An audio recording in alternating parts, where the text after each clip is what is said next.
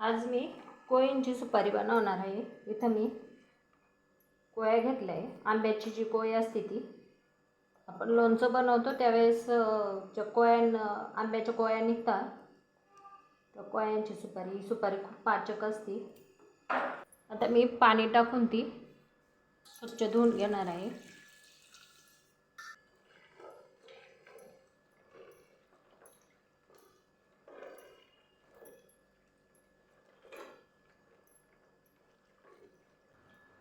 दोन पाण्याने मी स्वच्छ धुवून घेतली। कुकर घेतला इथं,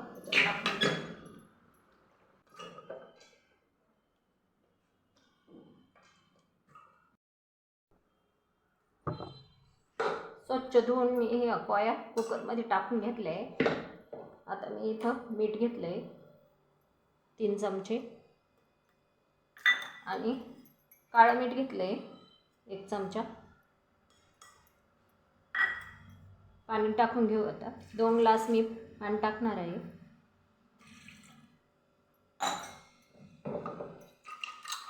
मिक्स करून घ्यायचं चांगलं।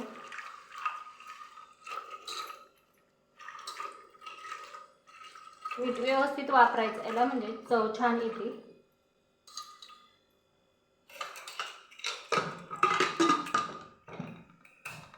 आता याच्या 3 शिट्ट्या करून घेणार आहे, नंतर मी उन्हात वाळत टाकणार आहे।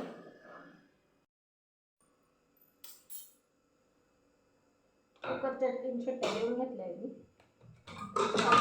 काढून घेऊ।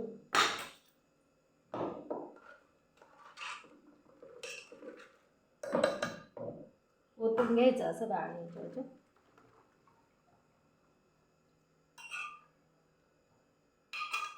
पाणी सर्व निघून जातं त्याच्यातलं।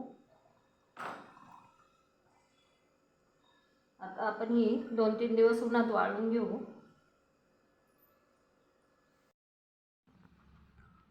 आता हे कोया मी ताटात काढून घेतले। इथं काळं मीठ घेतले, बारीक करून घेतले ते।